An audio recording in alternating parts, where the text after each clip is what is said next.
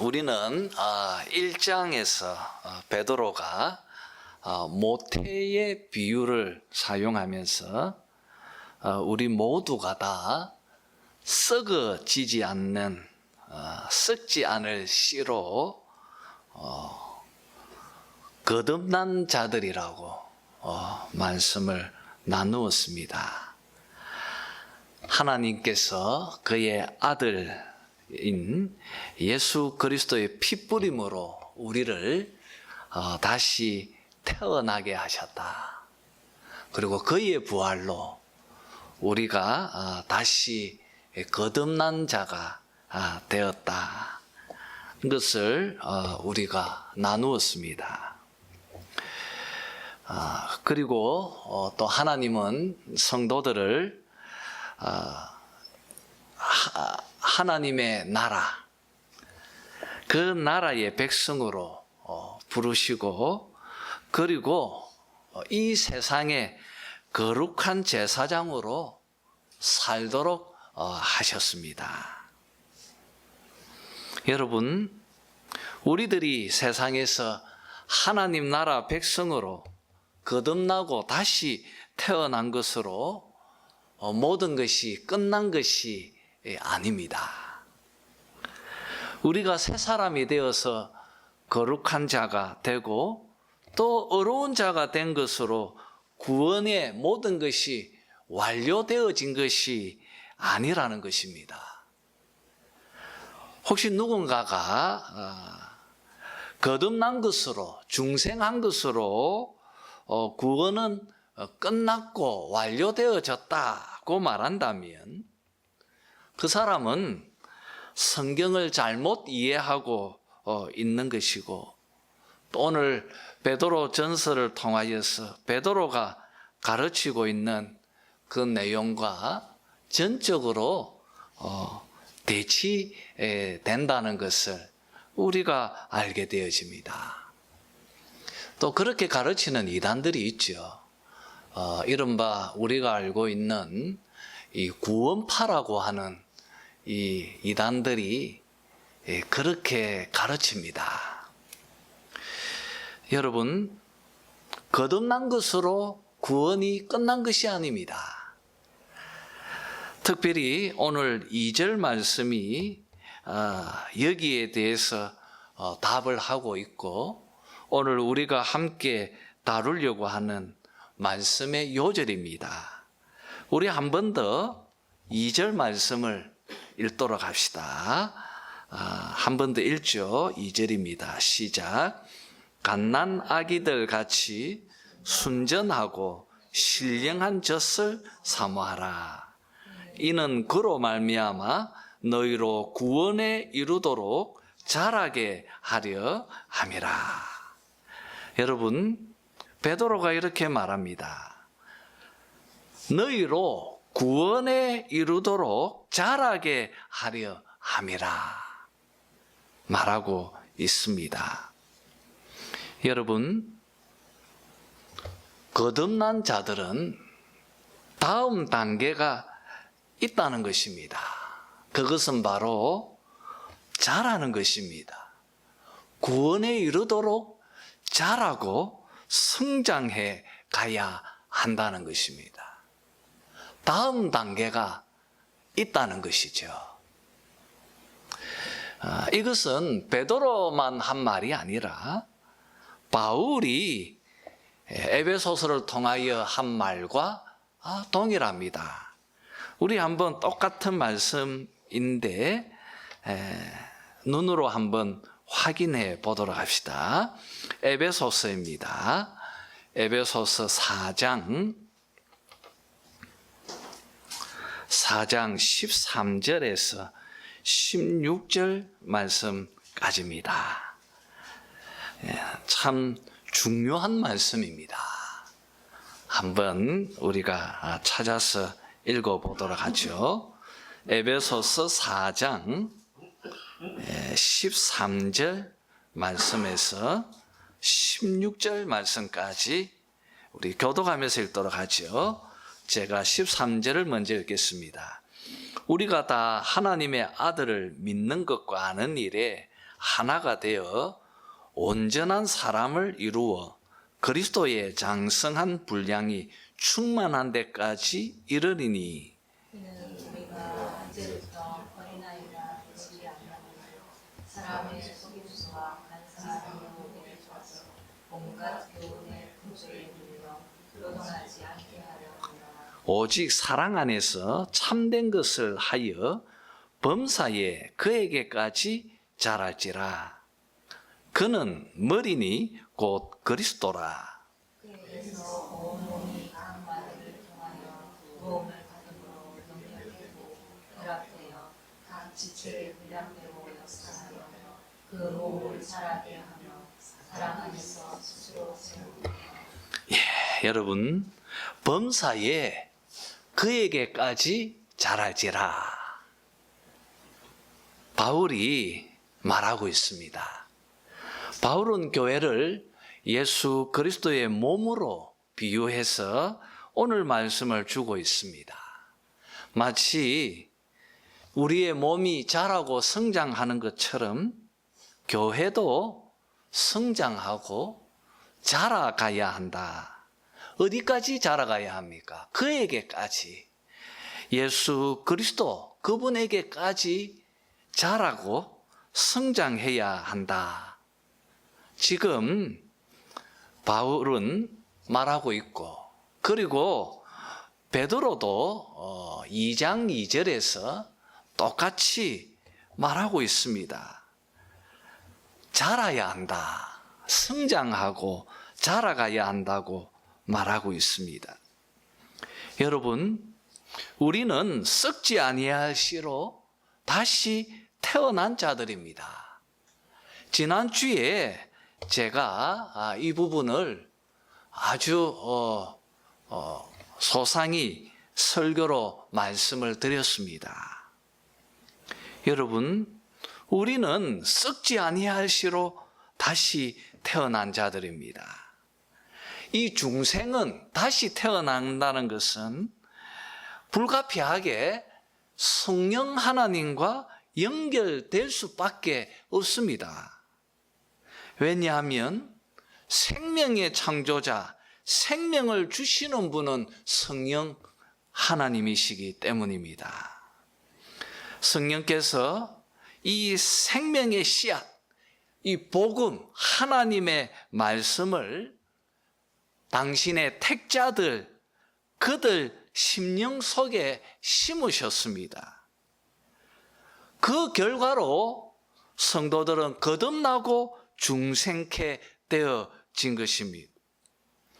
성령과 말씀은 동전의 양면과 같이 짝을 이루는 것입니다.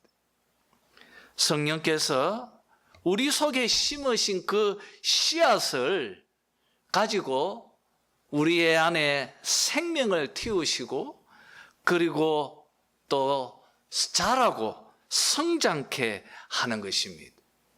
우리가 지난주에 나누었던 것처럼 우리 요한 1서 3장 9절에서 11절 말씀을 우리 한 번 더 찾아보도록 합시다. 요한 1서입니다.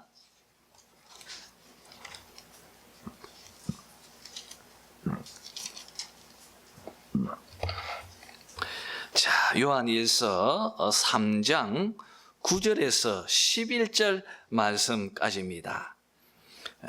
신약 성경 390페이지입니다.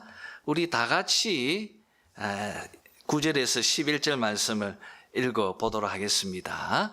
시작. 하나님께로부터 난 자마다 죄를 짓지 아니하나니 이는 하나님의 씨가 그의 속에 거함이요 그도 범죄하지 못하는 것은 하나님께로부터 났음이라. 이러므로 하나님의 자녀들과 마귀들의 자녀들이 드러나나니 무릇 의를 행하지 아니하는 자나 또는 그 형제를 사랑하지 아니하는 자는 하나님께 속하지 아니하니라. 우리는 서로 사랑할지니 이는 너희가 처음부터 들은 소식이라 말하고 있습니다. 여러분, 오늘 요한은 우리에게 하나님께로 난 자마다 그 안에 하나님의 씨가 있다고 말하고 있습니다. 그리고 요한은 한 걸음 더 나가서 그 씨가 거듭난 자들을 죄를 짓지 못하도록 말하고 있습니다. 그리고 10절에서 이 죄의 정체를 밝히고 있습니다. 그것은 바로 형제를 사랑하지 않도록 하는 것입니다. 요한은 형제를 사랑치 않는 것은 하나님께 죄가 되는 것이고, 또 우리 안에 심겨진 하나님의 씨가 우리로 사랑치 않는 죄를 짓지 못하도록 하고 있다고 말하고 있습니다. 여러분, 이 말을 정리해 보면 우리 안에 하나님의 씨가 있는데 그 하나님의 씨가 우리들로 서로 사랑하게 만들어 있다고 말하고 있는 것입니다. 이렇게 여러분, 썩지 않을 씨, 바로 이 하나님의 씨, 우리로 하여금 거듭나게 한 이 복음, 이 하나님의 말씀은 우리를 거듭나게 할 뿐 아니라 또 우리를 영적으로 성장시키고 자라게 해서 궁극적으로 우리로 예수 그리스도의 장성한 분량에 이르러서 예수님처럼 우리도 사랑하는 사람으로 자라고 키워간다고 오늘 말씀들은 우리에게 가르치고 있는 것입니다. 이렇게 여러분, 우리가 성장하고 자랄 때 매우 중요한 지침을 이 2절 말씀이 우리에게 주고 있는 것입니다. 그것은 바로 순전하고 신령한 젖을 사모하라는 것입니다. 순전하고 신령한 젖을 사모하라. 우리 속에 심겨진 썩지 아니할 그 씨가 우리를 거듭나게 했고, 그리고 그 하나님의 말씀이 우리를 성장하고 우리를 자라게 하고 궁극적으로 우리로 하여금 그 씨앗이, 그 말씀이 사랑하는 그리스도와 같은 사람으로 우리를 변화시켜 간다고 말하고 있습니다. 이를 위해서 너희들이 해야 할 것이 있다. 이것을 위해서 너희들이 해야 할 것이 있다. 그것은 바로 순전하고 신령한 젖을 사모하는 것이다. 신령하고 순전한 이 젖을 사모하라. 갓난아이처럼 신령한 젖을 사모하라. 오늘 베드로가 말하고 있습니다. 여러분, 오늘 이 말씀은 우리가 다 젖을 먹어야 하는 영적으로 어린아이라는 것을 말하는 것이 아닙니다. 오히려 이 말을 쓰면 어린아이가 젖을 사모하는 것처럼 이 갓난아기가 젖을 찾는 것처럼 그런 마음으로 이 순전하고 신령한 젖을 사모하라 말하고 있습니다.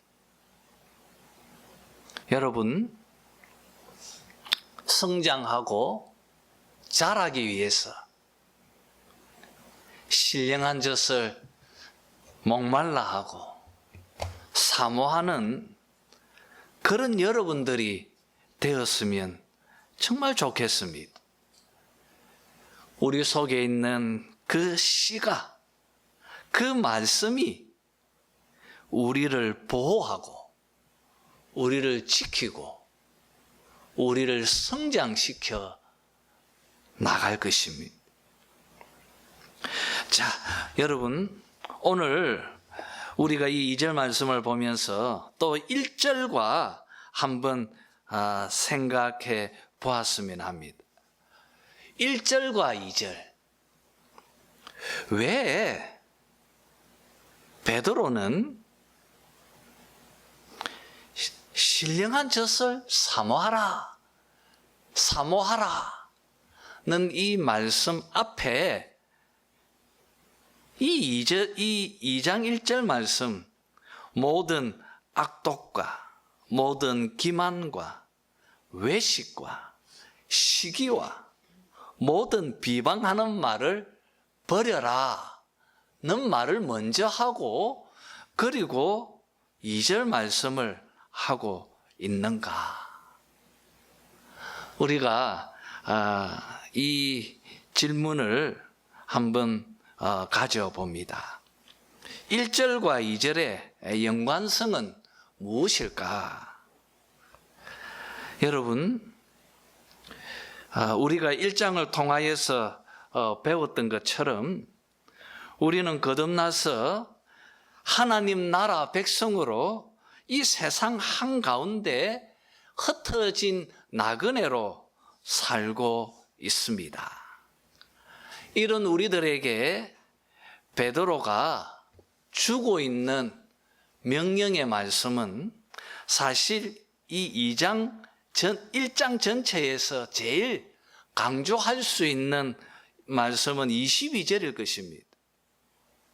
너희가 이 세상에서 정말 뜨겁게 마음으로 서로 사랑하라, 사랑하라. 이 말이 아마 이 흩어져 있는 나그네들, 거듭나서 하나님 나라로 옮겨진 자들, 하나님 나라 백성으로서 거룩한 제사장으로서 이 세상을 살아가는 우리 성도들에게 주고 있는 가장 강력한 명령일 것입니다. 마음으로 뜨겁게 서로 사랑하라는 것일 것입니다. 그런데 여러분, 이 명령 앞에 17절 말씀에 우리가 나누었던 것처럼 너희가 나그네로 있을 때 심판하시는 그 하나님을 생각하면서 두려움으로 지내라는 말을 먼저 주고 있습니다. 사랑하라는 말 앞에 너희가 너희 행위대로 심판하시는 그 하나님 앞에서 두려움으로 지내라는 말을 먼저 주고 있다는 것입니다. 왜 그렇습니까? 우리가 살고 있는 이 세상이 죄와 사단으로 왕노릇하는 그런 세상이기 때문입니다.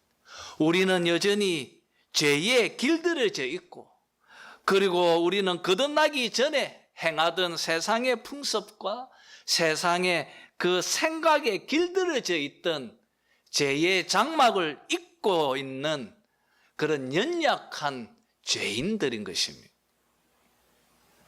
그리고 세상은 여전히 사단이 왕노릇하는 곳이고 사단이 지배하고 있는 곳이기 때문입니다. 그래서 여러분, 주님 다시 오실 때까지 우리 성도들은 이 세상 한가운데에서 끊임없이 사단과 죄와 맞서 싸우면서 영적 전투와 이 영적 투쟁을 하면서 살아야 하기 때문입니다. 여러분, 세상의 유혹은 생각보다 훨씬 강력합니다. 이 세상의 죄의 영향력과 사단의 지배력은 엄청납니다. 우리의 생각을 초월하는 것입니다. 그래서 여러분, 이런 세상 속에서 우리가 먼저 해야 할 것은 나 자신을 죄와 사단으로부터 지켜가는 것입니다. 이것이 세상 속에서 사랑을 드러내는 것보다 훨씬 더 우선되어진다는 것입니다. 베드로는 이것을 너무나 잘 알고 있었습니다. 왜냐하면 그가 경험했기 때문입니다. 여러분, 베드로는 주님께서 잡히시기 전날 밤에 말씀하셨던 그 말씀 앞에서 다짐했습니다. 나는 절대 주님을 배신하지 않을 것이라고 말했습니다. 그리고 그는 그렇게 굳게 믿고 있었고 또 자신이 있었습니다. 그런데 그는 그런 상황이 오자 주님을 3번이나 부인하고 심지어는 침까지 뱉었습니다. 그는 인간이 얼마나 연약한 존재인지를 너무나 잘 알고 있었습니다. 그래서 베드로는 먼저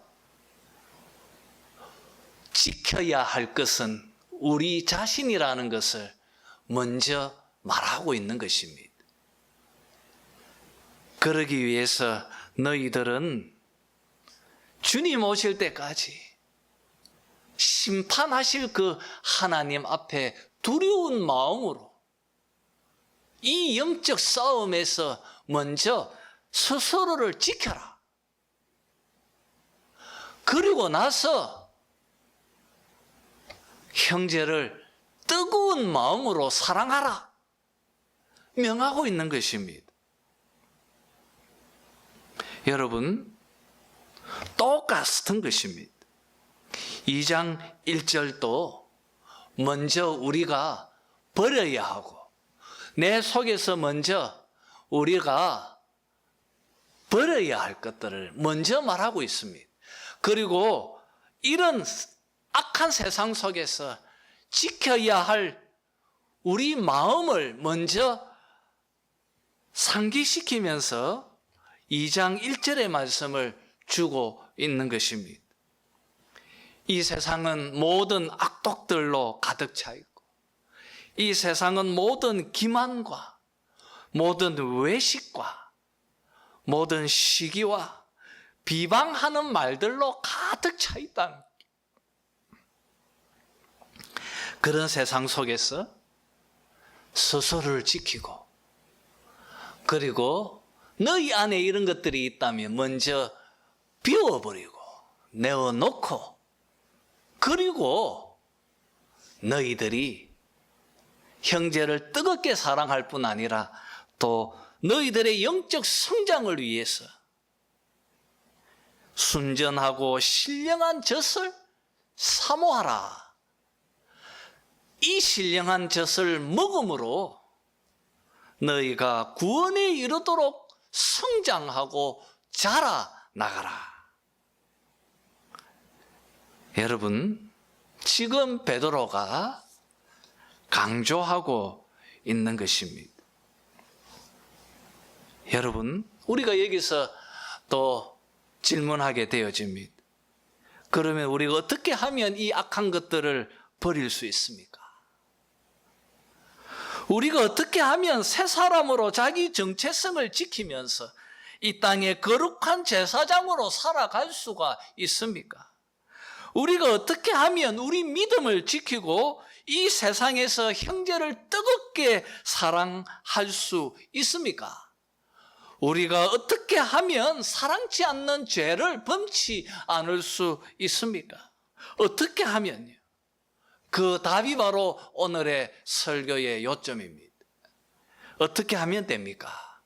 순전하고 신령한 젖을 사모하는 것입니다. 순전하고 신령한 젖을 사모하는 것입니다. 여러분, 하나님께서 이 교회 공동체를 위해서 교회가 여러분, 제가 교회라고 말하는 것은 바로 여러분을 의미하는 것입니다. 왜냐하면 성도들, 이 교회이잖아요. 그리고 바로 여러분입니다. 하나님께서 교회가 성장하고 자라고, 그리고 또 그 복음을 통하여서 마음의 씨앗으로 담기도록 하기 위해서 교회에 순전하고 신령한 젖을 여러분, 그 성도들이 먹을 수 있도록 제도적으로 만든 것이 바로 설교입니다. 설교가 바로 순전하고 신령한 젖입니다. 하나님께서 이 설교자의 입을 통하여서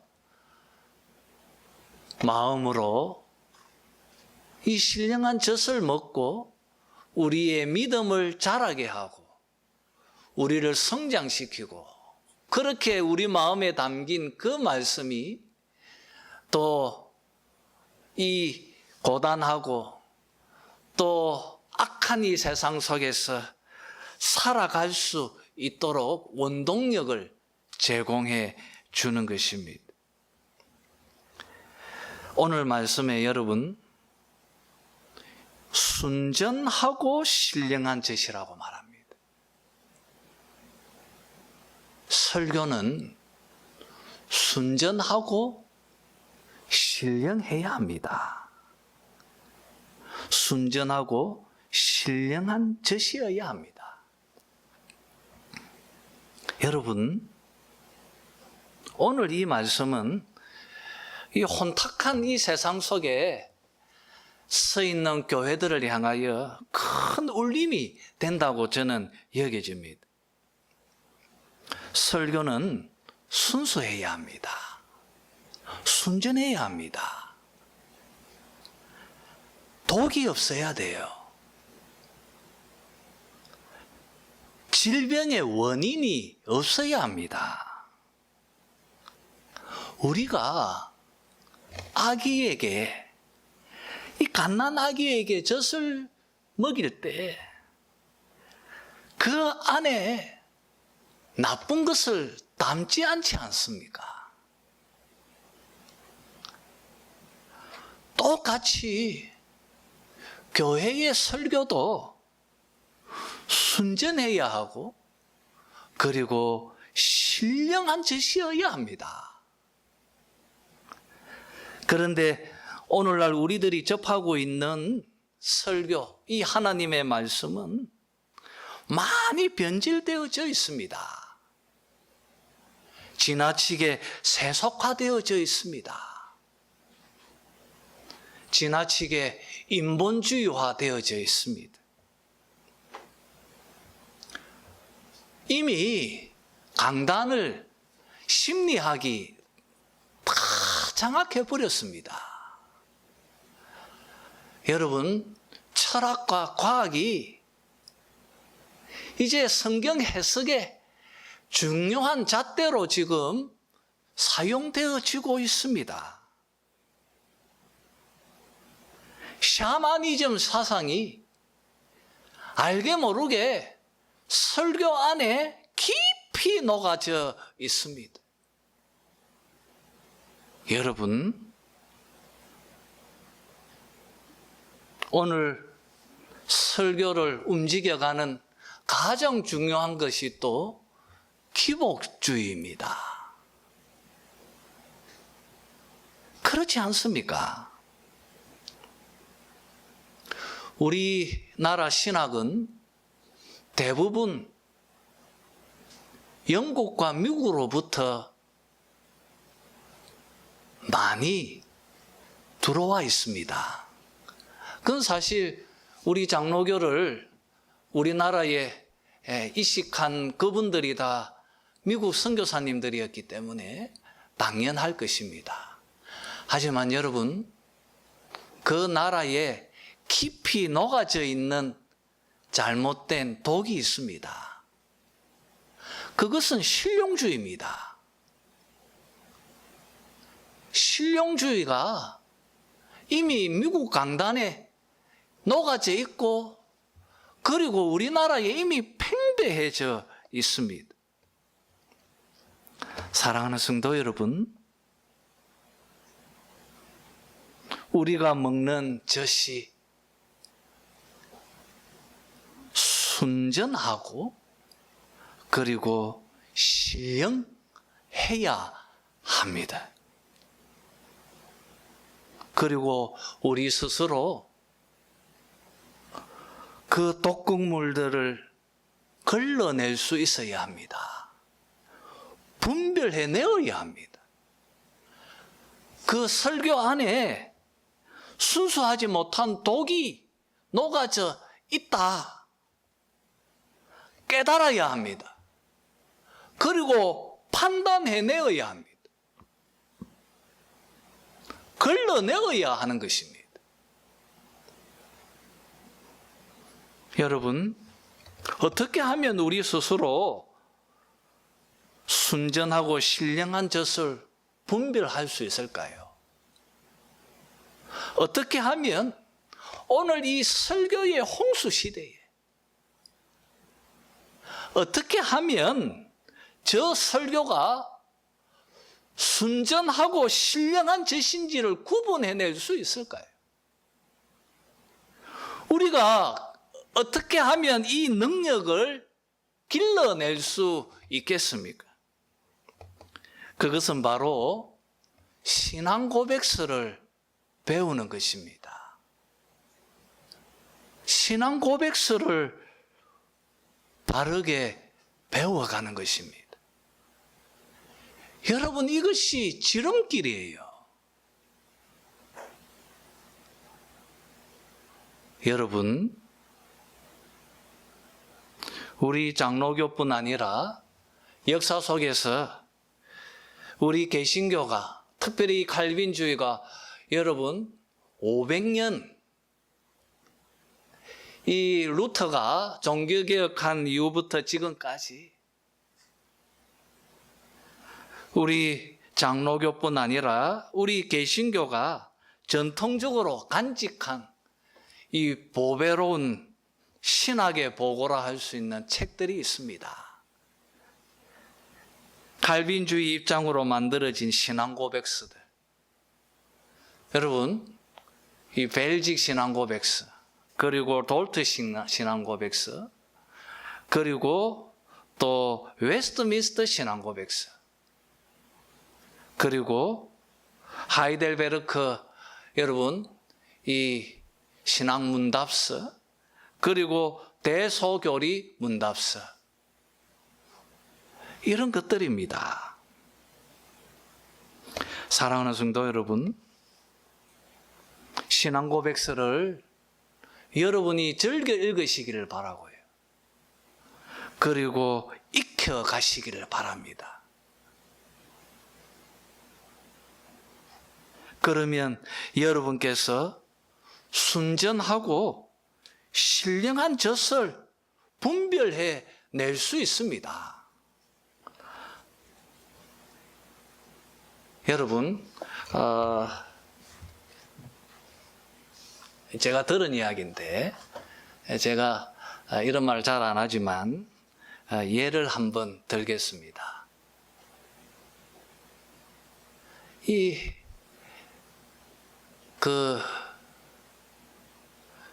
위조 지폐를 분별해내는, 감별해내는 이 훈련을 할 때 먼저 진짜 지폐를 계속 넘기면서 만지게 한답니다.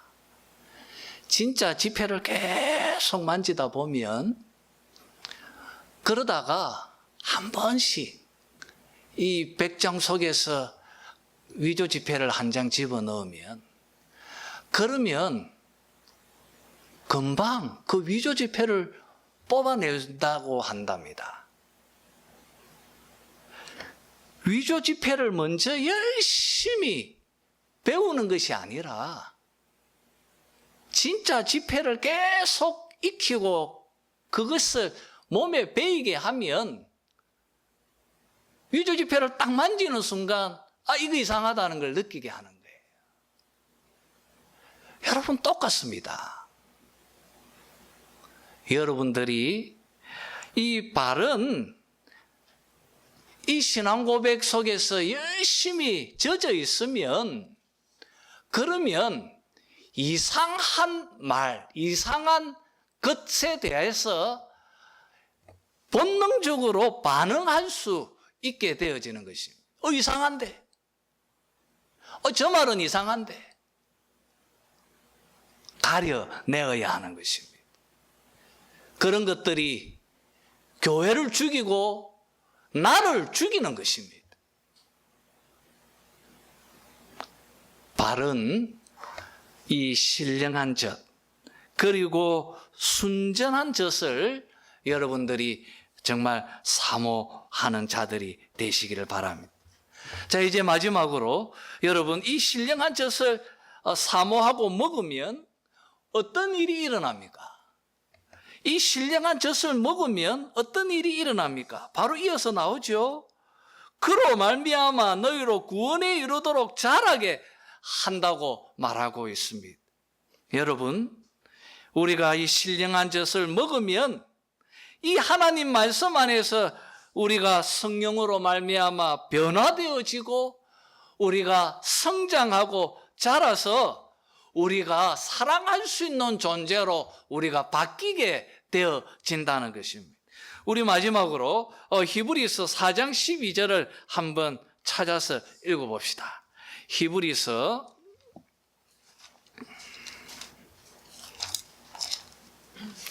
여러분, 베드로전서 바로 앞에 있습니다. 야고보서 그 앞에 히브리서 4장입니다. 히브리서 4장 12절입니다. 우리 다 같이 읽도록 하죠. 4장 12절입니다. 시작. 하나님의 말씀은 살아있고 활력이 있어 좌우의 날선 어떤 검보다도 예리하여 혼과 영과 및 관절과 골수를 찔러 쪼개기까지 하며 또 마음의 생각과 뜻을 판단하나니. 여러분, 하나님의 말씀은 살아있습니다. 하나님의 말씀은 활력이 있습니다. 하나님의 말씀은 능력이 있습니다. 좌우에 날선 검과 같이 여러분, 우리의 혼과 영과 관절과 골수를 찔러 쪼개고 우리의 생각과 우리의 마음과 그 뜻을 이 말씀이 모든 것을 여러분 이끌어 변화시켜 나갈 것입니다. 이것을 믿으시기를 바랍니다. 말씀의 능력이 있습니다. 하나님 말씀은 살아있습니다. 하나님 말씀이 우리를 바꾸어 놓습니다. 하나님의 말씀이 우리를 자라게 합니다.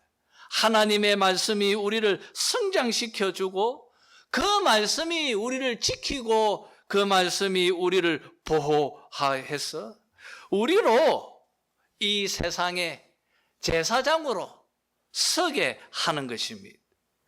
베드로는 2장에서 여러분 다시 한번 베드로 전서 2장 4절 5절을 읽어봅시다. 이 2장에서 이 신령한 젖이 우리를 어떻게 변화시킬 것인지를 쫙 설명을 하고 있습니다. 우리 4절 5절만 한번 읽었으면 합니다. 4절 5절입니다. 2장 베드로 전서 4절 5절입니다. 같이 읽죠. 시작. 사람에게는 버림받았으나 하나님께는 택하심을 입은 보배로운 산돌이신 예수께 나아가 너희도 산돌같이 신령한 집으로 세워지고 예수 그리스도로 말미암아 하나님이 기쁘게 받으실 신령한 제사를 드릴 거룩한 제사장이 될지니라. 여러분, 신령한 집으로 세워라. 너희가 하나님께서 거하실 집이 되도록 너희들이 하나님의 성전으로 성장하고 자라서 너희로 그 집에서, 그 성전에서 신령한 제사를 드려서 거룩한 제사장이 되어라. 이렇게 자라고 성장하라. 이러기 위해서, 우리가 신령한 집이 되기 위해서, 우리가